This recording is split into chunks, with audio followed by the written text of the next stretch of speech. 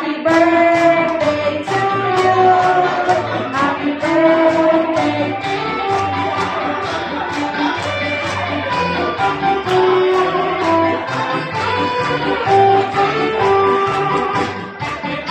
There we go.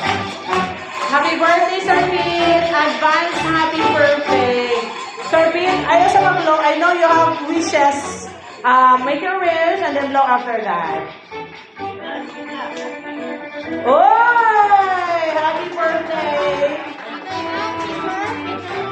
Would you like to say something to everyone who stood up and sing birthday to you?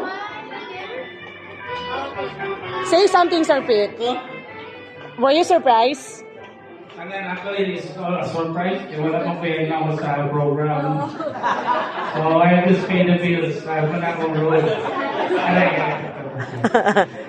Yeah, I think, yes. So that's one. I think this is a reason to celebrate not only the silver wedding. So practical na daron. Sabay na ang gastos. Pwede na mo down, pwede. And other than that, there's also a reason to celebrate. It's good to see Jun Gams kanina kapag siya. Jun Gams sa puso. So that's the main thing that we need to celebrate. Si Jun Gams sa rin yun. At least siya bagod. No, we really thought.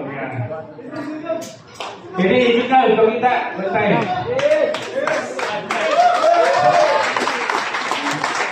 So we have been bedridden for quite some time, so grabe mong prayers po. Along that line, i-quit po, itong time. Balik po sa hospital, di ba? Si Suset pa, na few days back, si Mama, no? So I think there's more reason to celebrate because of health, other than my 50th. So I would say that it's also another thing.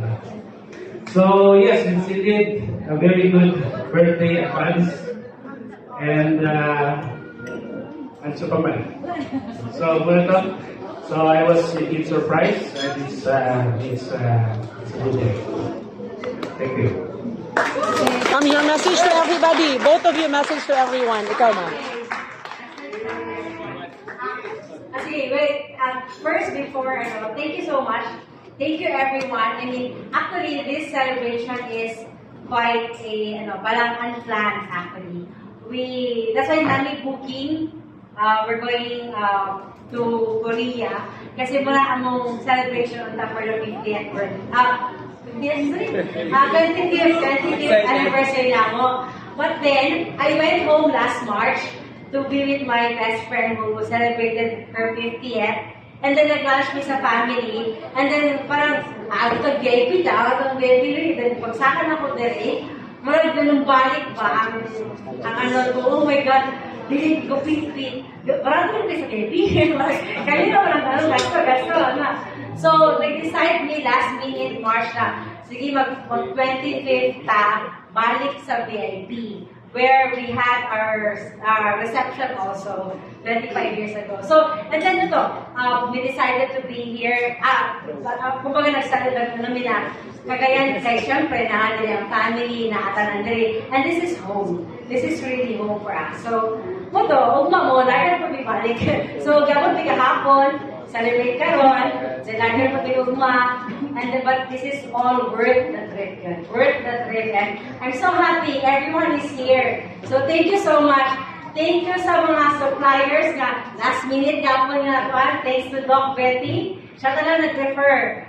Thank you so much, host Alodia, Pie Square, ang makeup artist, and everyone. Thank you so much, and the family. Thank you. Ako ito lang, he came all the way from Digos, yes, Father J. Yes. Father J, Father J was my college teacher. Philosophy 1 and 2, di ba, Father? At 3. Hindi kami naman college. I don't know if Father J remembers this. Ang ingon niya kay Charles Oda, kung first year pala ako sa ina, nanisipit daw ako na medyo bugoy-bugoy. Dito na sa ikot sa likod, sa ito nga ako sa ili, yung grado ng P, okay na, di ba? Kato na in the following year, nga ka-date in Charlotte, kauban mo din sila sa kwan, Unitas Council, so group of friends. Tingnan na sa Father Day, balik na ko dito sa Tadwal siguro itong araw. Aras-aras mong grado ulit. Nagpagod siya talaga ito, Father Jay.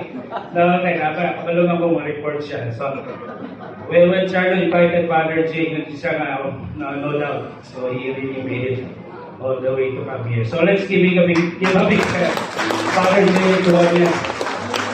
After sa college, dito na lang siya nag-meet sa QC when he was ordained as a priest. No, that was... You were there. Yeah, so you were asking, I mean, earlier, yung mga asa mga kumuhin na mga time.